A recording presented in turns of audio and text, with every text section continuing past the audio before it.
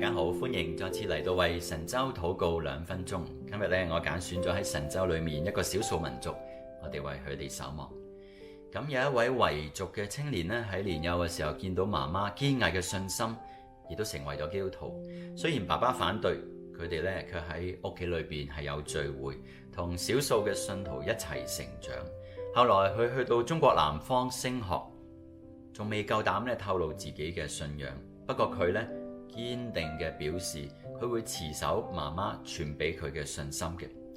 對維族嚟講接受福音係一座大山，而且持續跟從主亦都係荊棘滿途嘅。目前超過1000萬人口嘅維族基督徒嘅人數係少於1/1000。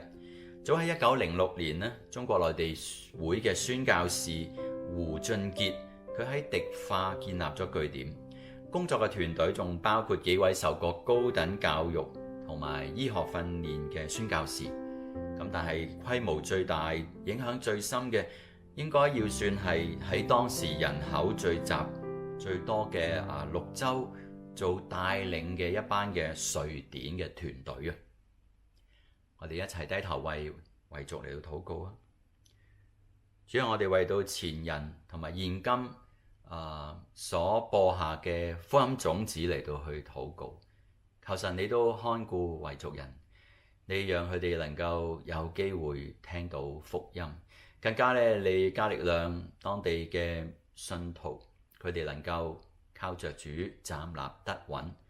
最後我哋都唔忘記嗰啲喺極大困難嘅裏邊，仍然喺族人嘅當中嚟到去傳福音嘅宣教士。我哋同心禱告仰望，奉主耶穌基督嘅名，阿門。今日嘅為神州禱告2分鐘嚟到呢度結束，下個禮拜希望再見到你哋，我哋一齊守望神州，拜拜。